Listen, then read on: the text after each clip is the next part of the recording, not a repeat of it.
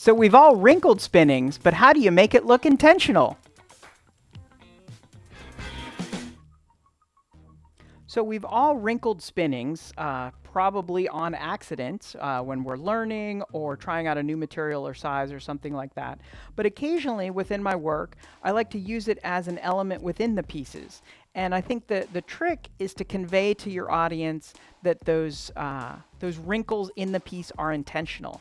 And oftentimes how I do that is by contrasting it with more finished areas. So I'd have a part of the piece that is correctly spun and finished, and then a part of the piece that is wrinkled, and I'll even continue spinning so that then those wrinkles start folding in and become burnished into the piece. And I'll further clarify that intention, usually by upsetting the edge of the piece, just with a little cross-peen hammer or something like that.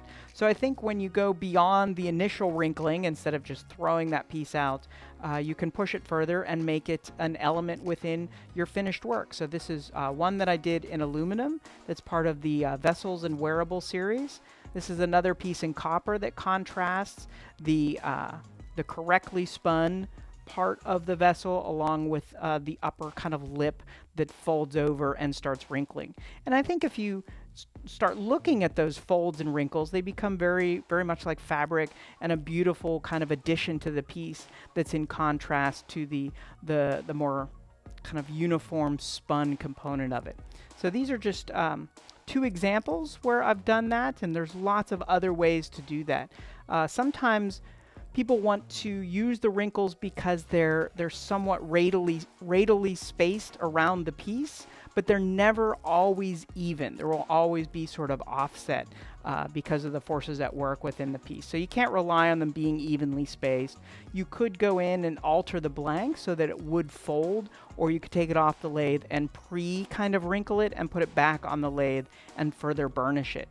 What we're going to do today is just a quick little sample with a 3-inch diameter piece of 20 gauge aluminum, and it'll end up something like this. So again, you can see those wrinkles are somewhat evenly spaced, but they're not exactly perfectly evenly spaced. There'll always be kind of a long segment and a short segment. And what I'll do is, just like with this piece, take those initial wrinkles that happen and then fold them over even further, so then they become kind of burnished into the piece and look like an intentional design element. This is obviously just a quick sample piece, not a finished work like these are a component of. So let's take a look at how that goes. All right, so again, we've got the blank centered in the lathe and pre-lubricated. First step I'm going to do is get it seated against the wooden chuck to make sure it doesn't slip off, and then I will deliberately throw in those wrinkles by pushing the metal too quickly, and many of you might be familiar with that. So here we go.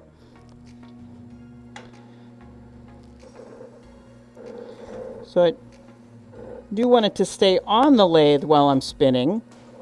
So I'll just set it right there so that foot is set against the chuck. And then normally I would slowly bring the aluminum up with decreasing force towards the edge. And what often happens, particularly for when people are learning spinning in the beginning, is they use too much force at the outer edge here or slip off the end and wrinkle it in. So let's do that on purpose. There we go. So that's the easy part. And you can see that it's somewhat regular in the wrinkles, but never exactly kind of symmetrical as it goes around there. So there's always some offsetting points that really make it look like an accident. So at this point, it could be scrap metal, or you could experiment with it both on and off the lathe and see if you can salvage the piece or get it to a state that you might be interested in. Now, pushing the wrinkles against a wooden chuck will cause some slight damage, so you want to be aware of that and keep that in mind if it's worth doing, depending on the chuck that you have or not. But we'll keep pushing this piece further.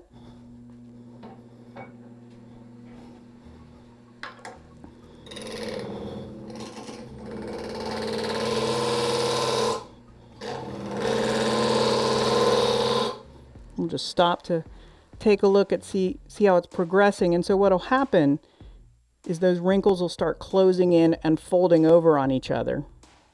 and you'll get these alternating areas of the outward facing wrinkle with the interior plane.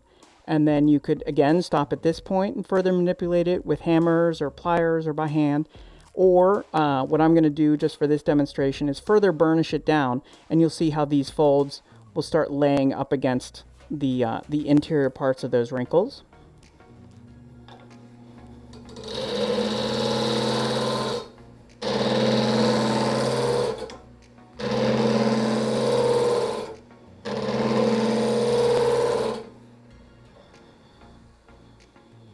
That's really about as far as I can take this piece.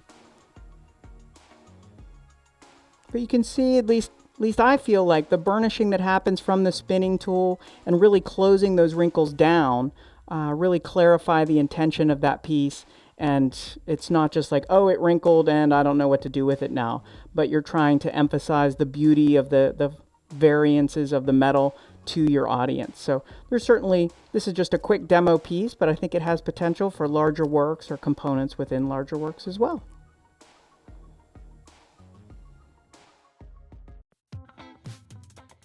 If you enjoyed this video, please be sure to hit that subscribe button so that you can hear from me when I post future videos. Thanks for stopping by.